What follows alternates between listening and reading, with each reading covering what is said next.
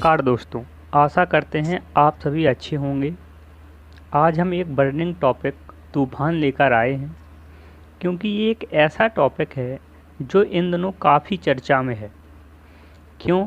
क्योंकि अम्फान तूफ़ान के कारण। आज हम इस वीडियो में जानेंगे कि तूफ़ान आखिर होता क्या है, कैसे बनते हैं, इनका नाम कौन रखता है, इनके नाम कभी मेल कभी फीमेल कैसे हो जाते हैं, ये सब बातें आज हम इस वीडियो में जानेंगे। तो आइए हम चलते हैं अपने टॉपिक पर।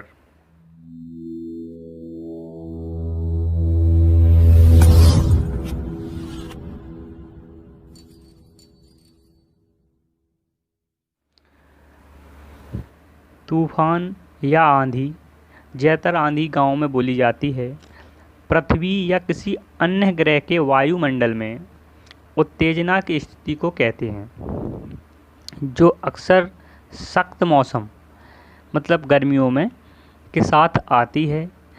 तूफ़ान में आखिर होता क्या है? इसमें तेज़ हवाएं, ओले गिरते हैं, भारी बारिश, भारी बर्फबारी, बिजली का चमकना जैसी मौसम गतिविधियां होती रहती हैं।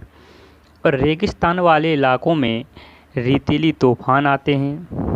समुद्रों में ऊंची ऊंची लहरें उठती हैं, जो खतरनाक विषम परिस्थितियां बनाती हैं। प्रकृति में अगर कोई हानि होती है तो प्रकृति का एक नियम है, उसमें लाभ भी अवश्य होगा। तो तूफान से लाभ कौन कौन से हैं, देखते हैं। विपरीत बारिश व हिमपात से कुछ इलाकों में सूखे की समस्या से मदद मिल जाती है। तूफान के कारण सूखे इलाकों में बारिश हो जाती है, जिससे वहां पर पड़ रहा सूखा खत्म हो जाता है। वैज्ञानिकों का मानना है कि पृथ्वी पर हर साल लगभग 1.6 करोड़ गरज चमक वाले तूफान आते हैं। अब इन तूफानों का नाम कौन रखता है, इनका नामकरण कैसे होता है, तो आइए हम जानते हैं। तूफानों का कोई फिक्स नाम नहीं होता है, लेकिन 1950 के दशक में तूफानों के नाम रखने की शुरुआत हुई।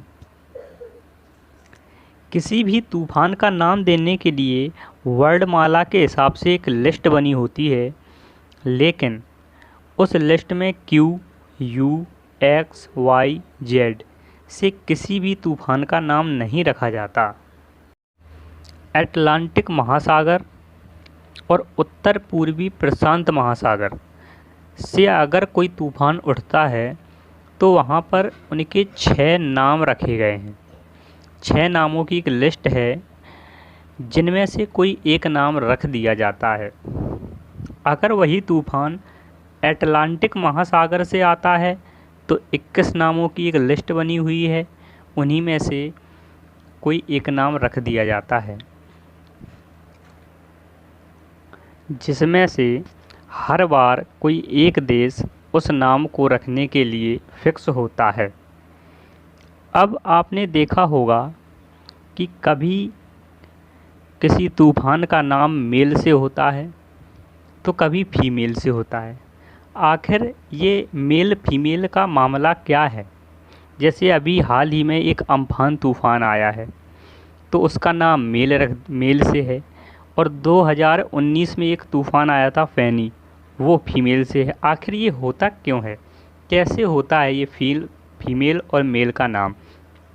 तो आइए जानते हैं।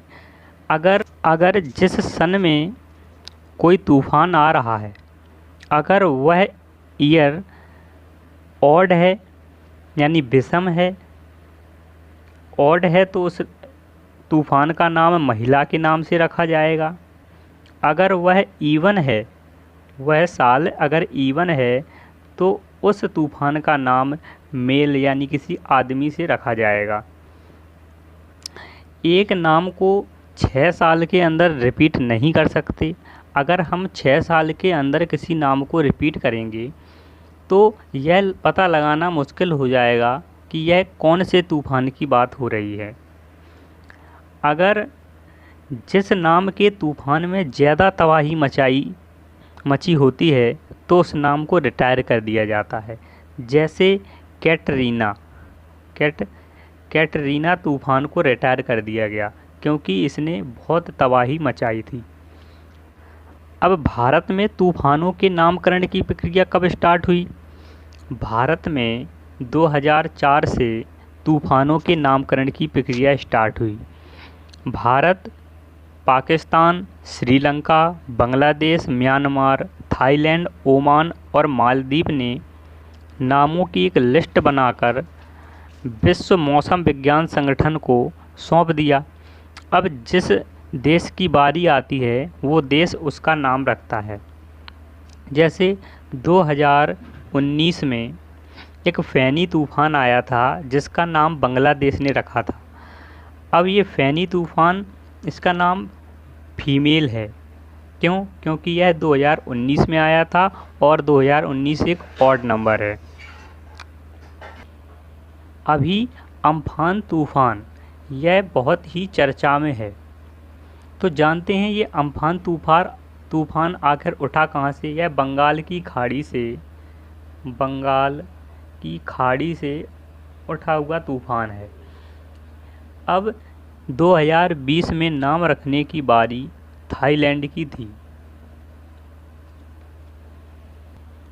तो इसका नाम थाईलैंड ने रखा।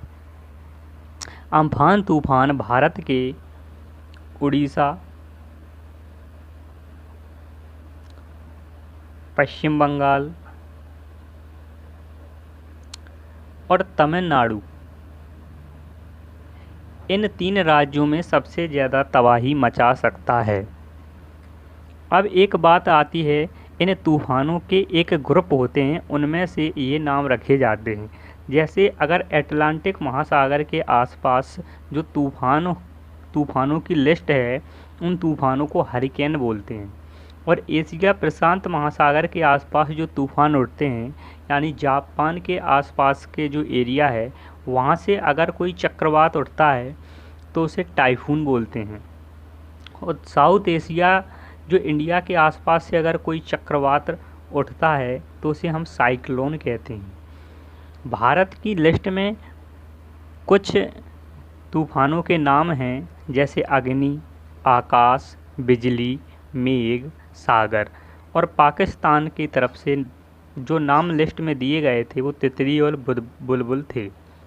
अब हम आगे आने वाले वीडियो में कोई एक नया टॉपिक लेके आएंगे जो हाल में ही बर्निंग टॉपिक होगा।